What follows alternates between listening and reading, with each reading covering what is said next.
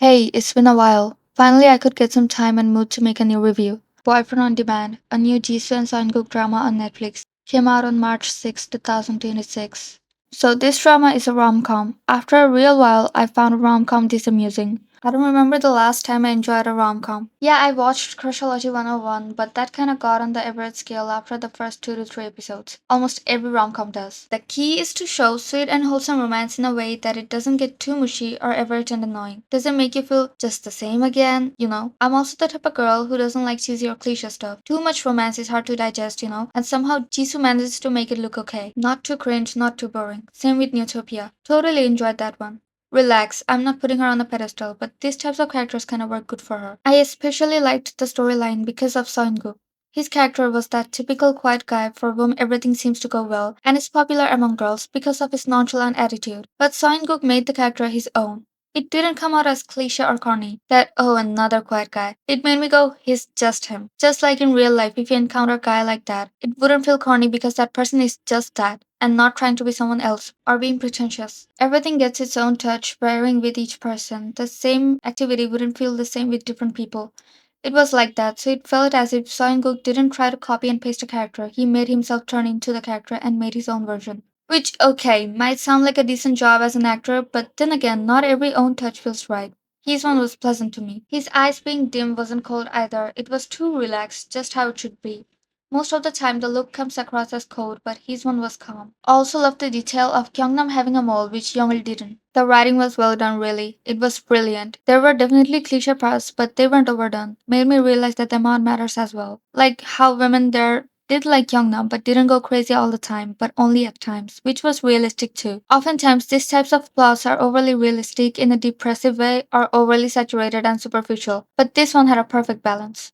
To be honest, I didn't have much idea about what they were gonna show for multiple boyfriends and thought it would be real life boyfriend service lol. But seeing it's all virtual, I was scared about Mire getting addicted. Thankfully, no one got addicted really and still had connection to the real world. So it wouldn't be the same case if the product actually comes true, and I think it will. Let's get to Mire. The times when she got into the comic worlds were indeed really cringe, but they had to be because they were comics. I'm not trying to say comics are always cliche and cringe, but obviously they wouldn't make her enter comics that are unique. It's actually really brilliant how there was contrast between the comic and real world, as the comic world is supposed to be too much and comical, whereas the real world is often more practical and dull. What I found a bit condescending is her attitude towards her friend Cheon. She would visibly get too annoyed listening to her and wouldn't enjoy hanging out with her as if she was forced to be with her. At times I would even wonder if she hates her friend. Getting annoyed by friends and the repeated ranting is understandable. Everyone gets it. But she felt like not liking to be her friend's friend anymore.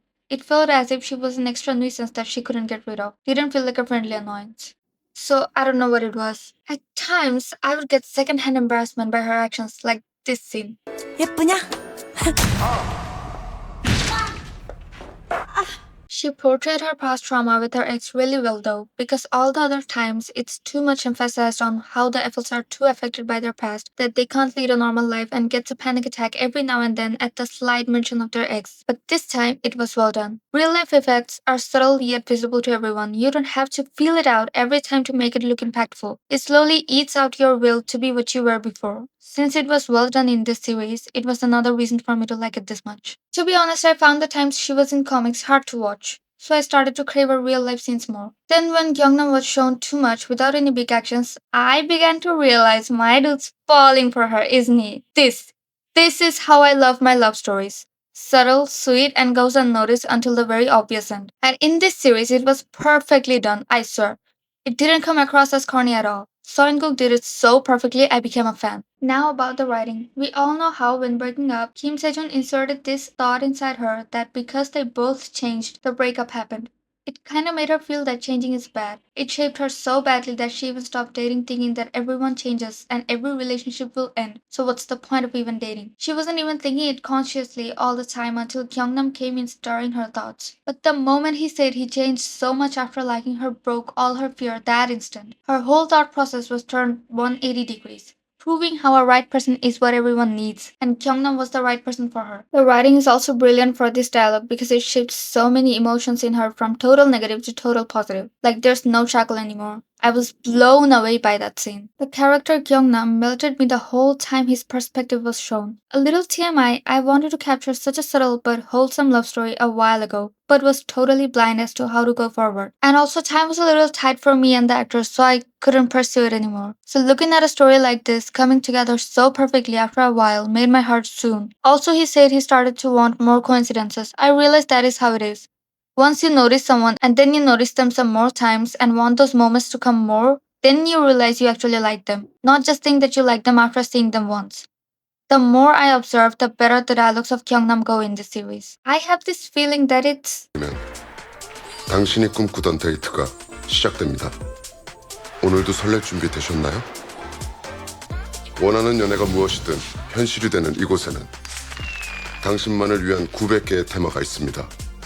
그럼 오늘은 his voice. No?